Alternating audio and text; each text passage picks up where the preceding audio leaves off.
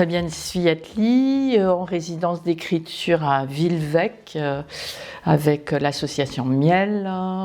Résidence d'écriture pour moi, résidence d'écriture aussi pour les enfants des écoles, écriture aussi pour les adultes, et puis des moments de lecture aussi, autour d'une thématique qui m'est venue la première semaine où je suis venue, je crois que c'était au mois d'octobre-novembre, je ne me souviens plus exactement, et où j'ai trouvé pas mal d'objets.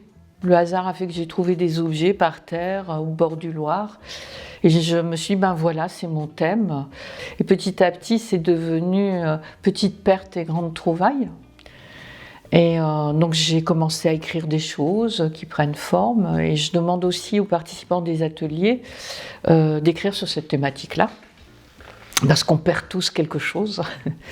Et on a tous des moments où on retrouve, où on trouve des choses, les petits trésors. Et ils sont deux mots que j'aime beaucoup. Et puis, adossé à cette résidence, il y a un travail de livre d'artiste avec Anne Marlangeon. Elle est artiste, plasticienne. Et puis, comment ma quête, mes mots pouvaient résonner avec son propre travail.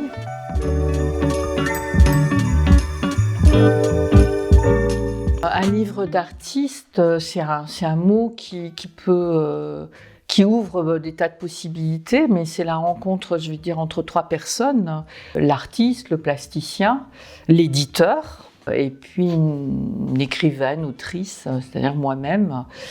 Bien entendu, moi j'ai parlé avec Anne de la thématique, elle m'a parlé de ce qu'elle ressentait, elle m'a montré son travail, mais moi je n'interviens pas du tout sur ses choix artistiques parce que je n'en ai pas la compétence. Puis je dirais que c'est comme dans une cuisine, on n'est pas deux à faire la cuisine, hein. Il y a les gens qui aident, mais il n'y a qu'une personne qui peut cuisiner, il n'y a qu'une personne qui peut conduire une voiture. Enfin, et je crois que pour un livre d'artiste, c'est pareil. Et nos échanges qui ont été faits assez tôt, de visu, et puis aussi par WhatsApp, par des Zooms, on s'est rendu compte qu'on avait une même sensibilité, en tout cas. Donc on pouvait être sur un terrain de confiance. Parce qu'il s'agit vraiment ça, de se faire confiance.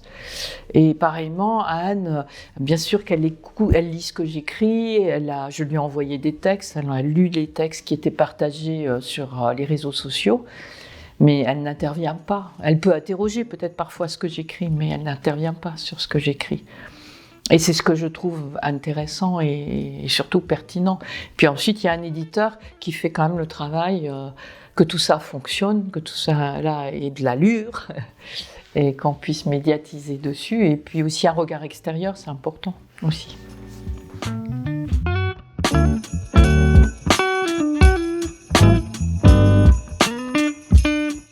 Je m'appelle Anne Marlangeon, je suis artiste plasticienne et j'habite à Rive-du-Loir en Anjou.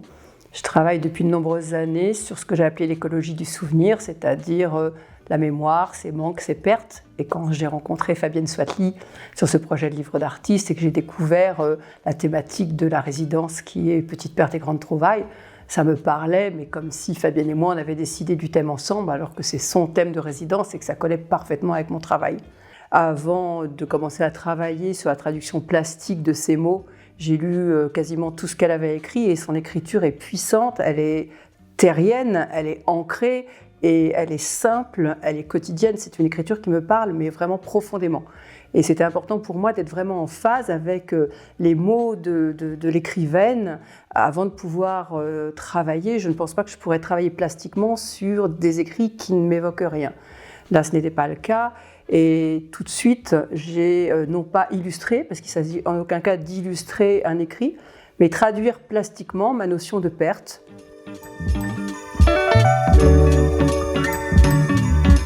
Lorsque je découvre les mots de Fabienne, j'essaye de me les comprendre, de me les approprier, de voir ce qu'il faut résonner en moi. Et je commence mon travail d'archéologie du souvenir.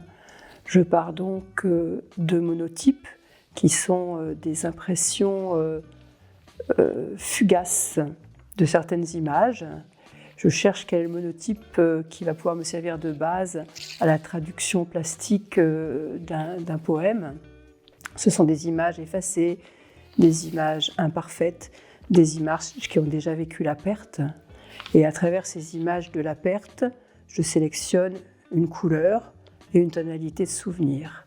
Et ensuite, je vais fouiller dans mes archives de famille. Il y a des lettres très anciennes que, effectivement, je sacrifie pour mon travail plastique. C'est mon matériau plastique, c'est les souvenirs de famille.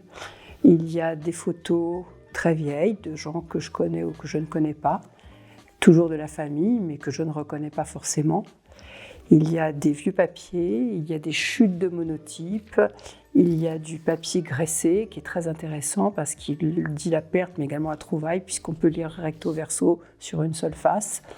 Il y a des couvertures de livres, des carnets anciens de ma grand-tante qui datent de 1900. Et plutôt que de laisser ces objets enfermés dans des boîtes de souvenirs familiaux, ils constituent la matière première de mon travail plastique et je les donne à vivre et à voir, et je les offre à travers le livre d'artiste à la traduction plastique des mots de Fabienne, et je leur offre une nouvelle vie. Ils seront mieux, à mon sens, à véhiculer des mots et des idées pour une nouvelle vie à travers le livre d'artiste.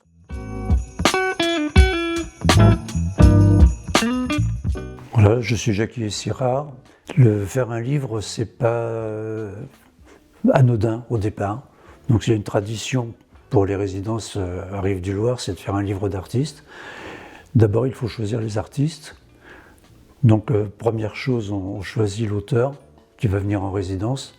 Et ensuite, on essaye de trouver, parmi les artistes qu'on connaît, l'artiste qui va correspondre à cet univers-là. Donc ça, c'est le premier travail. Et c'est comme ça que j'ai choisi Anne, parce que je pensais qu'elle était en résonance avec le travail de Fabienne.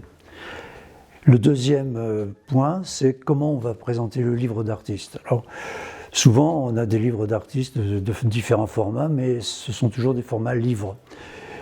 Et dans le travail de Anne, quelque chose me titillait, c'est les boîtes à souvenirs. Et donc je lui ai dit, tiens, on ferait des boîtes. Parce que bon, elle pioche dans les souvenirs, et en général, c'est dans les boîtes à chaussures qu'on trouve ça. Et là, s'est posé le problème de la boîte, il fallait trouver la boîte. Donc on s'est mis en recherche d'une boîte qui pouvait accueillir les textes et les secrets de Anne, et on a trouvé. Donc on va avoir un bel objet qui ne ressemble pas à un livre, ça serait plutôt un livre-objet, mais c'est un livre d'artiste puisqu'il met en présence un auteur et une plasticienne.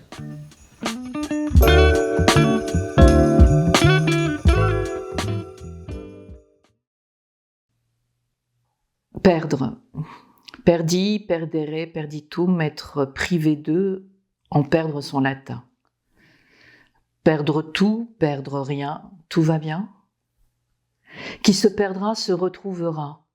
Phrase toute faite, croyance pour tenir debout quand le monde vacille. Vivre ne devrait jamais être du temps perdu.